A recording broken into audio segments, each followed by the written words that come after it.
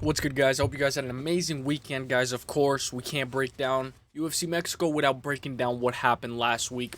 Hope you guys all cashed out, guys. Fortunately, I went positive, better than the Roman Dolidze and Vettori card, guys. I went negative the Roman Dolidze and Vettori card. One thing I want to mention, guys, is that we went 8-5, guys. This is not bad at all, guys. Not only is it not bad at all, I'm looking to do 10 times better at UFC Mexico. Of course, we got to break down what happened. Uselyis lost, clearly. Lost that fight clearly. Fletcher, a little bit of a, competitive fight. A lot of people say robbery, but I can't keep on saying robbery over and over again. I have to mention, guys, Fletcher got tired. Fletcher got taken down. Come on, Fletcher. You beat him the first time. You shouldn't be able to even make this fight competitive, motherfucker. You should be able to just whoop his ass. 9 times out of 10, whenever there's a rematch, it's a little bit more sketchier because the guy gets a little bit more of a better understanding of the guy. Loughran, fair play, bro. Fair play. I'm not going to say it was a robbery. I'm not going to say nothing of that. Fletcher got gassed. He emptied out his entire gassing the second round. And he should have done better in round 3, all the way up until the end of round 3. That's when he's putting the pace. You got to put the pace from the first minute to the last 15 minute. A lot of these guys don't have that cardio and they try to cruise. Bannon versus Tamar. Tamar drops her with a head kick. And then Bannon gets that submission. Let's go, Bannon. Sean and Bannon for the win. What I say, let's go. Chris Duncan wins by decision. Very lackluster. A lot of people had Christian Duncan by KO at a -130. That was a trap.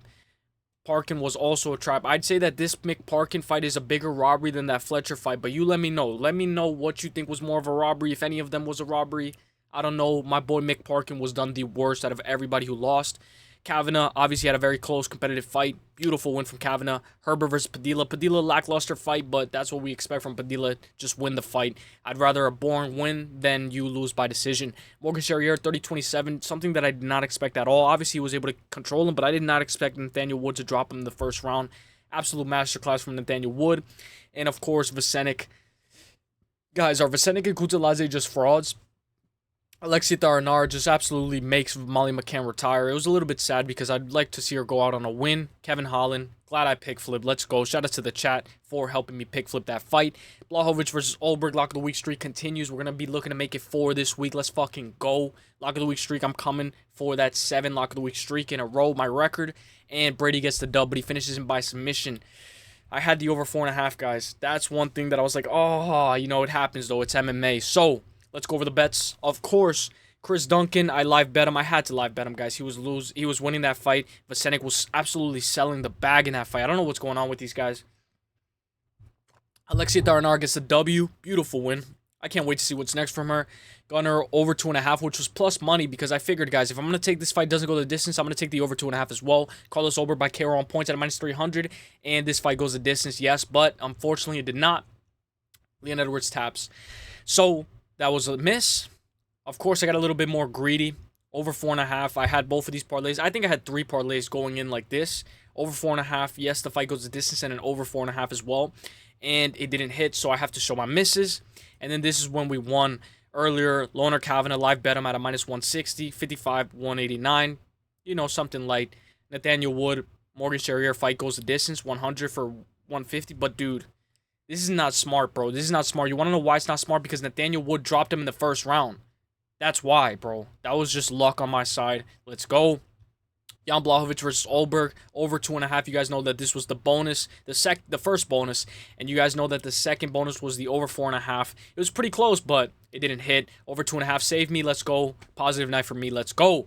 Now we're going to break down UFC Fight Night Moreno versus Erceg. It's going to be an absolute banger card. Not only is it going to be an absolute banger card, guys, but if you guys were in my live stream, guys, we were actually breaking down this entire card already. We were breaking down UFC Mexico, so we already have an early insight. So shout out to the chat for helping me out, guys. We know Yair Rodríguez, that fight was mentioned to be on this card. There's a lot of cancellations. I was really excited for Daniel Zellhuber to be on this card, but unfortunately that fight fell through. So let's get into this entire card. 13 fights. Let's fucking go.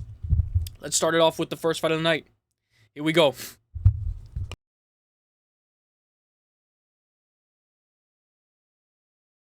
Of course, we got Austin Hubbard versus MarQuel Mederos. With this fight right here, just go into my notes real quick. Austin Hubbard, plus 154. MarQuel Mederos, -200. We know Daniel Zellhuber was scheduled to fight, and that fight fell through, unfortunately. I'm actually very unfortunate that fight fell through. Austin Hubbard is 3-2 in his last 5. Of course, we have to mention Austin Hubbard is someone we talked about in the Roman Dolidze card because Alexander Hernandez and Kurt Holobaugh were fighting, and we know both of them fought Austin Hubbard. In fact, Kurt Holobaugh was able to submit Austin Hubbard, and we know that Alexander Hernandez actually beat Kurt Holobaugh. Hubbard is a menace with a heart made out of gold. He can get taken down more relatively than not, but scrambles right back up. Hubbard needs more momentum in my opinion. His most recent loss to Alex Hernandez. And we know Kurt submitted him. Hubbard didn't look his best. Honestly, he didn't look his best in that Kurt Holobaugh fight and that Alexander Hernandez fight, which is a massive red flag. So we got to take that into consideration. He's matched up in a very tough test in MarQuel. MarQuel is 9-1. A volume is on his side. He's a great striker. A bunch of strikes and can enter his flow state very well. Better than most. And he has good takedowns if needed. And we know he had a successful debut against London Quinones, where he had an amazing takedown defense, but he couldn't rely on his own takedowns. He couldn't get a takedown if his life depended on it. MarQuel looked amazing on Dana White Contender Series with a win by KO with a beautiful knee over Issa Asakov. But just like Loner Kavanagh's situation with Jose Ochoa, he looked better on Dana White Contender Series than his UFC debut. Hopefully he can find his flow state. Hopefully he can enhance his mixed martial arts overall, become a little bit more sharper, become more well-rounded, and MarQuel needs to work on his offensive takedowns or else he's fucked in a future fight when he needs to rely on his takedowns. MarQuel is the pick by KO on points, but we have to mention a 2-1 favorite is very wide, especially in a guy who's 9-1 with not that much experience. I'm going to be favoring, guys. Who am I going to be favoring, guys? I'm going to be favoring MarQuel to win this fight. I'm going to take him by KO on points. Let's go MarQuel for the win. I think he should be able to win this fight. Obviously, it's a tough test ahead of him, but give me MarQuel for the win by KO or on points. Maybe MarQuel by decision. Seems like Tapology loves that. Let's go MarQuel for the win. Let's go, my guy. Let's go. Jamall Emmers versus Gabriel Miranda. It's going to be another banger fight. Jamall Emmers minus 230. I recommend you take him as a parlay piece right now. I already did. Versus Gabriel Miranda, who's a plus 176. Jamall Emmers is 20 wins, 8 losses. A good wrestler background with insane takedown defense, but he has improved his striking, and he's fallen in love with his striking a little bit. He is 3-5 in the UFC.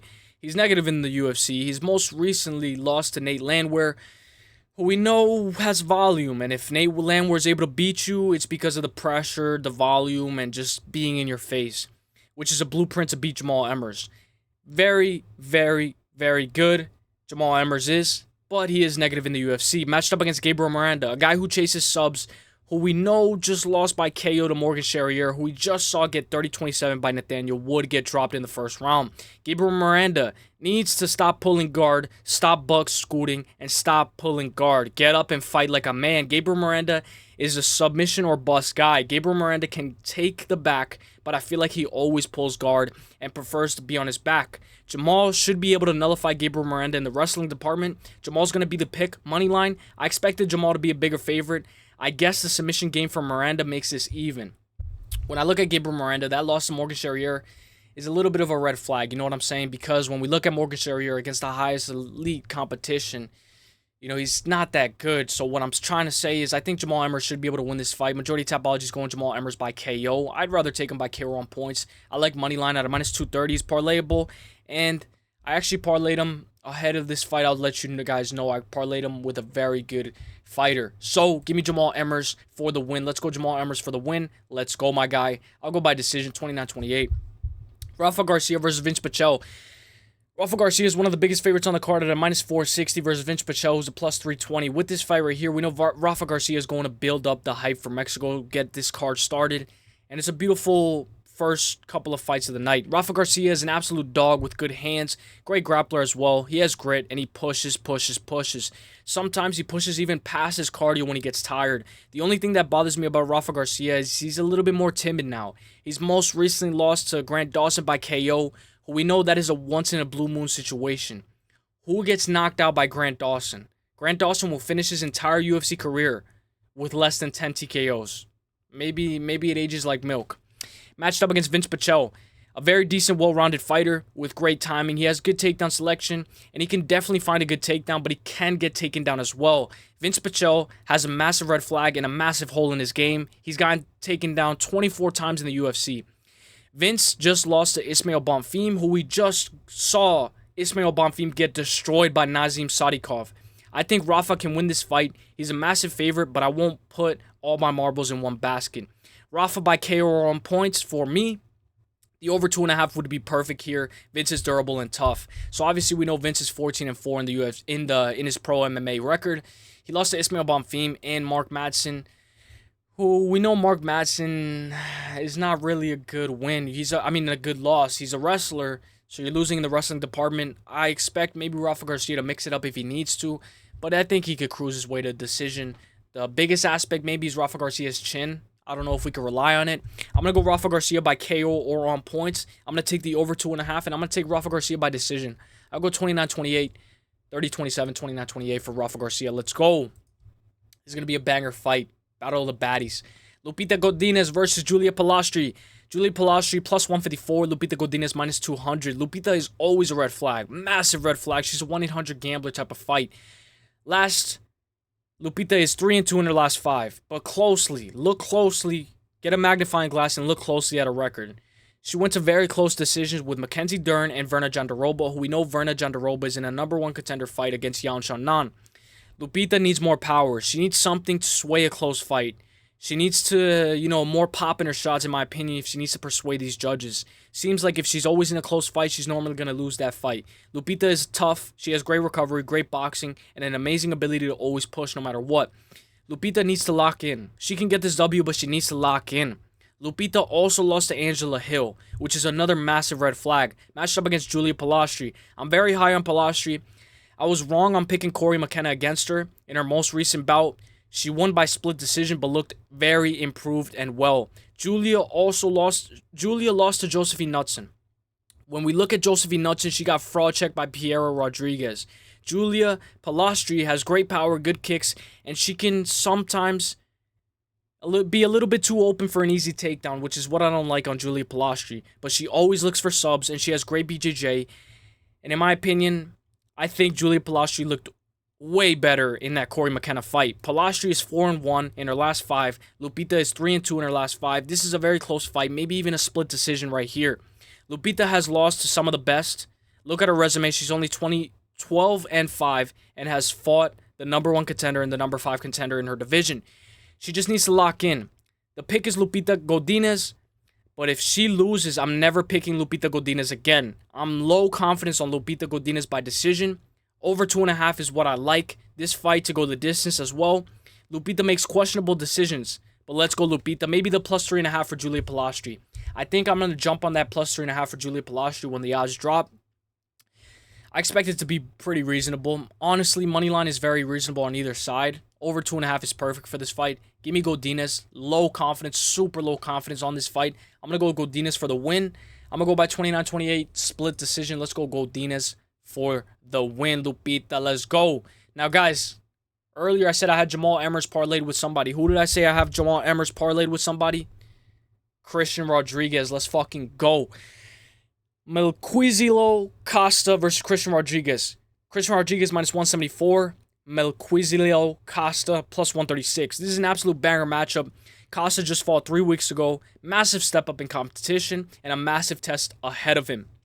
Costa has great submissions, great grappling, and he can get you down by force. Costa has very good striking as well. I enjoy his boxing. We can say that, he absolutely melted through Andre Fili, but Andre Fili didn't even try to fight the hands. He just absolutely tapped. I'm glad I picked Costa in that fight. Matched up against the fraud checker, Christian Rodríguez. This feels like Tybura versus Mick Parkin all over again. I'm saying the fraud checker and Christian Rodríguez. This guy is a kryptonite to competitive grapplers. He has a 69% takedown defense. I don't care if he's gotten taken down more than 24 times in the UFC. This guy gets right back up and is slippery like a soap in the shower. You can take C-Rod's back and he will still find a way to scramble, reverse, and find top mount control. This guy gets right back up. Like if the floor is burning, this guy will not let you take his back. He can stuff takedowns like no other. I don't think I've seen anyone with a sprawl and scrambles like C-Rod. C-Rod has gotten subbed by Juliana Rosa, and that was his featherweight debut. All of C-Rod's wins are over guys who are undefeated or on the rise. This guy stops everyone's momentum. His resume is insane. Even Raul Rosas Jr. is on his resume, who we'll talk about later. The way C-Rod beat Austin Bashi was a moment that showed me to never doubt him again. Bashi did very good, had his back, took decent control at times, shot takedowns, but clearly gassed in that fight, and he couldn't maintain top control or back control if his life depended on it. Austin Bashi got his fucking ass handed to in that fight, and I picked Austin Bashi. Bashi looked like a baby in that fight. The pick is going to be C-Rod. I'm not doubting this guy. He's the grappler's kryptonite. Over 2.5 for me. C-Rod has his toughest test here in an actual challenge in Costa, an actual featherweight. C-Rod lost to GSP and Juliana Rosa. JSP, not GSP. JSP and Juliana Rosa. We have to mention the sub game from Costa could make this fight even. I'm going to go Christian Rodríguez for the win. I'm going to go by 29-28 unanimous decision. I like the over 2.5 here just in case. But we do know that Costa has very good submission game. But Christian Rodríguez is not going to settle for anything less. He will not let you take his back. And this guy has a sprawl. This guy's hips are so flexible and bendable, bro. You can get a takedown deep. I just knocked down my whole water bottle. You can get a takedown deep. What I wanted to say was you can clasp your hands on Christian Rodríguez and he still won't give up that takedown. And even if he gets his butt on the mat, this guy doesn't accept no for an answer. This guy, Christian Rodríguez, is an absolute demon. We got an absolute banger fight ahead of us again. Ateba Gautier versus Jose Medina. A banger matchup. Fireworks on this card. Minus 590 for Ateba Gautier versus Jose Medina. Plus 370. A banger matchup. Jose Medina has never been finished by TKO. He has been finished by submission, though. All of his 15 fights, he has been sub before and lost 3 times by decision. But this guy has a chin made out of granite. He's never been TKO'd. Medina is tough as nails. Looks for a takedown. What I like about Medina is the overs. Maybe the over 1.5 could be the play here. Medina can not only take a punch, but he is very defensively sound. He has a very good guard, and he can eat a punch. Daniel Medina has good pop shots when he's on top, controlling you. Jose Medina just lost to Zach Reese, who I consider Zach Reese a guy with power, and was surprised at how tough Jose was. He didn't look great in that fight, but his toughness was put on full display. Well, you don't really want to be known for being a tough guy. The scary thing about Ateba Gautier is that he only went the full distance once in his pro MMA debut against Israel Mono. After that, he lost a split decision to Glenn. So he actually went the distance twice. So he lost a split decision to Glenn Williams. And then after that, he just started knocking everyone out. He's on a 5-fight KO streak. For Ateba, incredible power, good mixed martial artist. He has an excellent head kick, and he can mix it up with his left hook. Once you enter the UFC, your cardio will definitely be tested no matter who you will fight. I think Ateba has a questionable cardio. UFC debut for Gautier, but massive odds. I'd rather use him as a parlay piece. If Ateba touches the 3rd round, he more than likely loses a sloppy decision. Ateba's the pick, but maybe sprinkle the plus 3.5 on Medina or even moneyline. I'm going Ateba, but his cardio is almost like shit. Almost like a DR situation against Brenton Ribeiro. 1-800-GAMBLER fight right here. Ateba's going to be the pick, but I might only put him in a couple of parlays. So with this fight right here, I'm going to go Ateba by KO or on points. I like KO or on points just in case. But even if this fight goes to the 3rd round, I think he's going to lose that 3rd round. His cardio is not really tested. We got to see how his cardio looks. 81-inch reach versus 74. He should be able to find the knockout, but worst comes to worst. If he's not able to find the knockout, plus 3.5 for Jose Medina is perfect. Give me the over 1.5. Give me Ateba by KO. Give me Ateba by KO on points. I'll go Ateba by KO. I'll go 3rd round TKO. Maybe 2nd round. Let's go. Ateba for the win. Low confidence. Let's go Ateba. Edgar Cháirez versus CJ Vergara.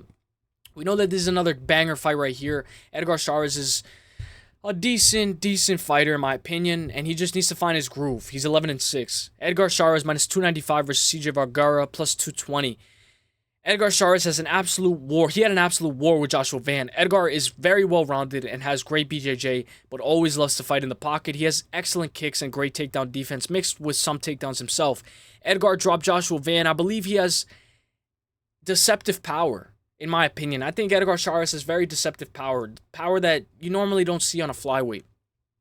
Matched up against CJ Vergara. CJ Vergara is a runner. He's a track star. CJ is always moving, always using his speed, pressure, and boxing to win his fights. CJ is 2-3 in his last 5. He doesn't have any takedowns in the UFC and recently got dropped more times than I've ever seen him drop before against Ramazan Temirov, who we know Temirov just beat Charles Johnson. If you want to beat CJ, you need durability, boxing, and you need to cut the cage. CJ Vergara will try to escape, circle in the cage, and he will try to run away like no other. This guy's like a Chelsea Chandler. Edgar is the pick. Medium confidence. I'm going to go Edgar by decision. I'll go 29-28. Maybe Edgar by submission on points. But I don't know if Edgar is going to be able to grab this motherfucker because this guy, CJ Vergara, he's a runner. He's a track star. Look at his fight with Temerov. This guy runs around the cage and he runs and he runs and he runs. Chelsea Chandler and CJ Vergara are the same in heart. I'm going to go Edgar Cháirez for the win. Let's go 29-28. Unanimous decision. Edgar Cháirez for the win. Let's go, my guy. Let's go. Main card time, boys and girls. Ronaldo Rodríguez versus Kevin Borjas. Ronaldo Rodríguez minus 150. Kevin Borjas plus 118. A war. Another sketchy fight. Ronaldo loves to yap. Lazy Boy is a superstar with over 2 million followers on Insta. Ronaldo's a little bit chinny, in my opinion. And we saw that on full display in that Ode Osborne fight in the first round. Overall, though, he has a heart made out of gold. He has good power and he eats shots and he has great recovery. But he throws the entire kitchen sink at you. And sometimes he can eat punches for breakfast. He eats punches and kicks for breakfast like no other. He gets hit way too much for my liking. Very good takedowns at times, but his timing can be off, and he doesn't have the best takedown selection. Ronaldo has great ability to come back.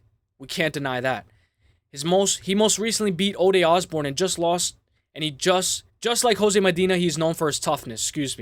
Matched up against Kevin Borjas. Kevin Borjas has lost 2 out of his last 5. These 2 losses being to Joshua Van and Alexandre Costa. He did get finished by Costa, who we know Steve Erceg has a decision win over Costa, who we will talk about Steve Erceg later. He is overall a great striker with good low kicks, great grappling, but he prefers not to grapple. He loves just to scrap. He got his legs chopped up against Alexandre Costa. Moneyline on either side is a great play, but if Ronaldo loses this fight, I wouldn't even be surprised. Borjas has better boxing and is more defensively sound. The pick is going to be Ronaldo Rodríguez, but he could be chinny.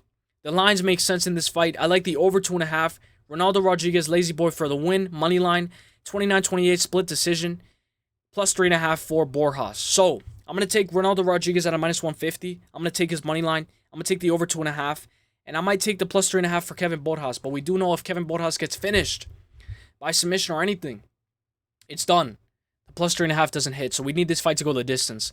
I'm going to go Ronaldo Rodríguez. I'm going to take the over 2.5.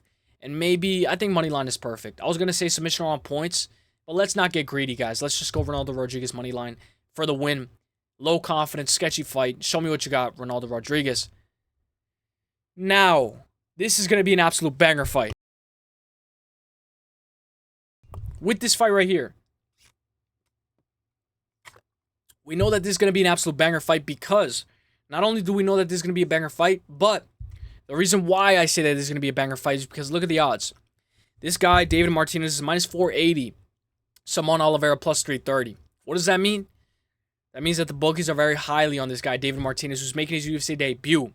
The fact that this guy came off a Dana White Contender Series, you guys know David Martinez is he's a doctor, he has a degree. So let's get into it. Martinez was born in Coyoacán within Mexico City. Martinez was raised in mixed martial arts. David Martinez has a sister in UFC, Melissa Martinez, who is 8-1 in MMA. David's father, Ricardo, is the coach of both of his children. David's mother, Raquel, is the family dietitian, making sure that they are on weight. Martinez became a doctor and graduated from medical school while doing mixed martial arts. Very amazing. Martinez completed his hospital residency. Martinez claims his medical degree will be there when he's done fighting. Martinez grew up doing karate at an early age. As his first fights in mixed martial arts, his mother threw him into karate. Of course, then he becomes a kickboxer as a teenager. Martinez's kickboxing record is 63 wins with 7 losses. Look at Martinez on Dana White Contender Series. This guy is a volume striker who pushes a relentless pace, an amazing fighter. Martinez is very mobile, has great footwork, always looks for an opening, and he sets up his strikes. Martinez can be timid at times, but it's because he's looking for the right shot. Martinez has good takedown defense, as well as Martinez is looking to make a successful UFC debut. Matched up against Simon Oliveira, who was 3-2 in his last 5. Those 2 losses being to Tony Gravely, and 2 years and 2 months ago, lost to Daniel Marcos to knees to the body. Oliveira has great BJJ, has a great guillotine, and a great triangle choke, and an excellent rear naked choke, so we have to be aware of the BJJ and the diverse amount of attacks by submission from Oliveira. I will say, guys, Brazil and BJJ go together like a nice dinner and wine. Simon can struggle with forward pressure and good striking. Simon Oliveira doesn't have good takedown selection. We saw against Marcos, he's been inactive and he hasn't fought in over 2 years. Let's see how he performs here. He was a favorite over Daniel Marcos, and the odds were completely wrong in that fight. And now the odds are heavily favoring David Martinez to win this fight. I'm going to go David Martinez by KO. I'm going to go by round 2 TKO. I know it's not likely, but when we look at majority Tapology, they're favoring the KO. Not only is Tapology favoring the KO, I like by KO on points, David Martinez. If we could turn this minus 480 into a minus 300, I think he's going to be a good parlay piece, and I think he gets the job done over a guy who hasn't fought in over 2 years. I think the inactivities is going to help Martinez, and I'm going to go Martinez by KO on points. I'm going to go by second round TKO for David Martinez. Let's go David Martinez for the win. Raul Rosas Jr. versus Vince Morales. We just saw Vince Morales fight, guys. If you guys know, Vince Morales just fought 1 month ago. Literally a month and 6 days ago. Raul Rosas Jr. minus 340. Vince Morales plus 250. Gee wee wee. Raul Rosas Jr. A less than a favorite. Okay, Raul Rosas Jr. is an absolute beast. Raul Rosas Jr. throws the entire kitchen sink at you. Raul Rosas Jr. is less of a favorite than David Martinez, who's making his UFC debut. I think this is a good price tag for Raul Rosas Jr. At a minus 340, I think it's a good price tag, and I think we can make a nice little parlay, maybe even double chance to reduce the odds. Raul Rosas Jr. throws the entire kitchen sink at you, and he sees what works. Most recent win 6 months ago, Raul Rosas Jr. performed a great decision win over Arichi Lang. Prior to that, he finished Terrence Mitchell by KO, and he subbed Ricky Tercios in the second round. He's on a 3-fight win streak, and he showed that, he's capable of, winning a decision. He's not just crazy. Raul Rosas Jr. needs to be more tentative, and he needs to capitalize on openings a little bit more, in my opinion. He should have been able to submit Arichi Lang. He has 15 takedowns in 6 fights with over 30 minutes of control time, matched up against a guy who just lost Elijah Smith in a close fight, and he almost had Smith in a nice tight choke. Very durable, very good submission attempts from Vince Morales. I imagine him to shoot, and maybe if Raul Rosas is in if Vince Morales is in a headlock position, I imagine Vince Morales to look for that anaconda or Darce choke, because he's always going to be looking for that if he has, headlock control. He has good boxing, good pressure, and good volume. Always looks to work, but he can get a little bit tired.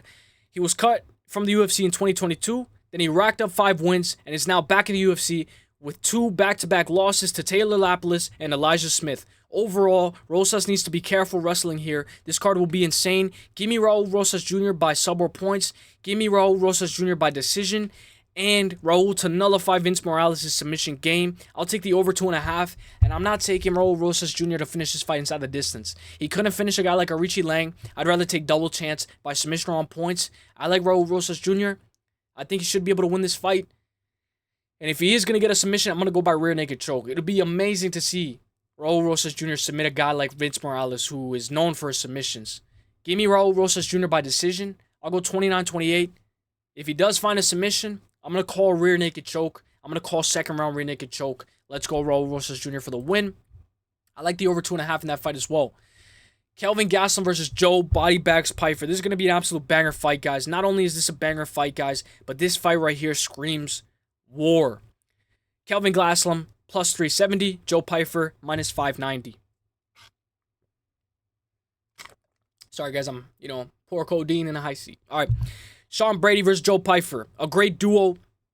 These guys are doing great in the year 2025. Joe Pyfer lost to Jack Hermanson. We have to mention that fight.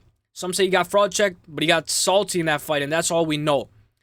All we said was Joe Pyfer got fraud checked, and he got salty as fuck. But he hits hard. He hits like a truck. This guy has power like no other middleweight. Very good submission attempts as well. And when he's on top, he has good submissions.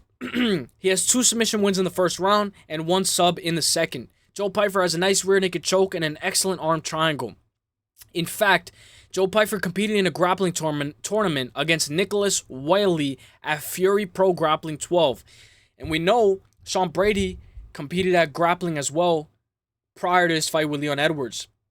I think these guys taking these grappling competitions are very good. It's very good for them. We look at Joe Pyfer. He has a grappling win over Nicholas Wiley. Very good. Even if it doesn't count. Even if it doesn't count towards his record. He's getting his flow state better. He's getting his timing better. It's good. Iron sharpens iron. Most recently, we know he beat Marc-Andre Barrios by KO with 1 minute and 25 seconds into round 1. This guy has power. I like him. He's cool. Matched up against Kelvin Gastelum. Kelvin Gastelum is a win-lose guy. He has 2 wins in his last 5, Chris Curtis and Daniel Rodríguez, which that Daniel Rodríguez fight was very close. Gastelum is tough as nails, and he's never been TKO'd or KO'd in his entire career. That is an amazing stat. Gastelum can implement wrestling, but he needs to be more defensive in the striking department. Don't get crazy, and we've seen Kelvin get dropped. He's gotten dropped by Israel Adesanya, and he's gotten dropped by Jared Cannonier. He springs right back up, of course, after he gets dropped because this guy has recovery like no other. But how many times can you get your chin cracked? His recovery won't be an issue. But if he's getting hit, I don't know if he can recover after getting hit by Joe Pyfer. If Joe Pyfer gets tired, he might lose the decision. The pick is going to be Joe Pyfer by KO on points, but Joe Pyfer, don't get salty over here. I think the over 1.5 is going to be perfect over here. Even the over 2.5. Obviously, majority Tapology is favoring Joe Pyfer to win by KO, but don't put all your marbles into one basket. We have to mention, I love double chance. Joe Pyfer by KO on points. Just in case this fight gets sloppy. Look at CLD. I took CLD, Christian Leroy Duncan. A guy who was supposed to finish Pulayev. What does he do? He wins a lackluster decision. Give me the double chance. I love double chance. It never fails me. Joe Pyfer by KO on points. I'll take double chance. I like the over 1.5 here. I'm going to go Joe Pyfer. If he wins by KO, I'm going to go late 3rd round TKO. I don't think Kelvin Gastelum's getting finished the first 2. Give me Joe Pyfer for the win. Double chance. Don't get salty, Pyfer. Let's go. Manuel Torres versus Drew Dober. One of my most anticipated fights in the entire card right here. Let's go. Let's break down this fight. Let's go. So, with this fight right here, Manuel Torres minus 113, Drew Dober minus 113. This will be lit. I can't wait for this fight. Fireworks. Manuel Torres versus Drew Dober is a car crash waiting to happen. Manuel isn't the most technical, but this is an absolute banger fight. This guy is just like Pyfer. Manuel Torres hits like a fucking truck. Good work in the clinch, good knees. And he has very good knees in the clinch to the head. Very good sneaky head kicks as well with a blast low kick like no other. He just throws the entire kitchen sink at you. Also, when we look at Manuel Torres, his sub game is very diverse. Good rear naked choke and an excellent guillotine. We know Ignacio Bahamondes just destroyed Manuel Torres. And we know that it was because of the length. You know, he was tall and it was like a mirror match. So Manuel Torres doesn't do that well against taller fighters. Ignacio gave Torres a lot of issues and he knocked him the fuck out in round 1. Matched up against Drew Dober. Drew Dober's always in a good scrap. Has fought the who's who of the lightweight division. Bobby Green, Islam Makhachev, Gene Silva, Brad Riddell. I can name more, but I don't need to. Dober can get taken down at times, but he never shoots no matter what. Dober will not shoot if his life depended on it. Gene Silva cut up Dober so bad he lost by doctor stoppage. Who we know Dober is very tough and he won't quit. Dober has been KO'd 3 times in his career. One of them being to Matt Favola. Overall, cardio will be a factor. High kicks, low kicks, and the chin will be tested on both guys here. I think this is Manuel Torres' fight to win here. I really like Manuel Torres' money line. I like the over 1.5 in this fight, or maybe even under. Manuel Torres by submission or KO for me. I'm going to take Manuel Torres, guys, but we don't even have to take double chance. Give me money line, Manuel Torres at a minus 113. Give me the over 1.5 as well. Let's go Manuel Torres for the win. I'll go Manuel Torres by knockout. But look at this. Majority Tapology is going Drew Dober. Is Manuel Torres about to go on a 2-fight losing streak? Let me know what you guys think, guys. Let's go Manuel Torres for the win. Knock him out. Or maybe even submit him. I like Manuel Torres by KO or sub. Brandon Moreno versus Steve Erceg. Main event time. Let's go. Let's go. Minus 188 for Brandon Moreno. Steve Erceg. Steve Erceg is the dog. But we have to mention, guys, with this fight right here, there's going to be an absolute banger 5-round main event. This fight is an absolute banger scrap. And the reason why I enjoy this fight is because these are 2 of my favorite flyweights. Steve Erceg at a plus 154, Brandon Moreno at a minus 200. With this fight right here, Brandon Moreno is a former flyweight champ, 22 wins, 8 losses, and 2 draws. One of them being to Askarov, who, if you guys know, Askarov was a beast. Mexico's people's champ. Brandon Moreno is a very high-volume striker, looking to set the pace, find his rhythm and timing. Overall, he needs to implement his pace. Overall, take over the fight. Brandon Moreno struggles if he's going up against power punchers like Pantoja or Deiveson Figueiredo, or insanely high volume strikers like Brandon Royval. But he doesn't normally lose to guys like Brandon Royval. In fact, he actually beat Brandon Royval before, so they're 1-1. Brandon Moreno's best weapon in his arsenal is his cardio and his head movement. Brandon Moreno has excellent ability to adjust in between rounds like no other. I've never seen a guy who can adjust in between rounds like no other. Just look at his fight with Kai Kara-France. It was very competitive until Brandon Moreno found that body kick, that beautiful blast body kick. I think 5 rounds favors Brandon Moreno massively. He fought 5 rounds in main events 8 times already in the UFC. He has went 25 minutes 5 times out of 8 main events. So this guy doesn't have a problem with going 5 rounds. This will be Steve Erceg's second 5-round main event in the UFC. His first one was against Pantoja. I like Brandon Moreno. I like the way he looked against Amir Albazi, and he basically doubled him in strikes. Matched up against the guy who shoots with 2 minutes left into the 5th round, Pantoja. Low IQ, Steven Erceg. Steven Erceg has speed, volume, good striking, good low kicks, but he's limited with his power and his head movement, which leads him to get hit a little bit way too much. He doesn't have power, and he doesn't really move his head. Steve Erceg needs to be locked in if he wants to win this fight. Don't be scared, don't be hesitant, and don't make questionable decisions like shooting in on a takedown with 2 minutes left of the fight. And don't move backwards in a straight line. This guy moves backwards in a straight line like no other. Steve Erceg, you need to circle laterally. Circle backwards, not in a straight line, but circle laterally backwards. Don't go straight line. Circle laterally backwards, guys. And I know, maybe Steve Erceg already knows this, but sometimes he can get into a little bit of a slug fight.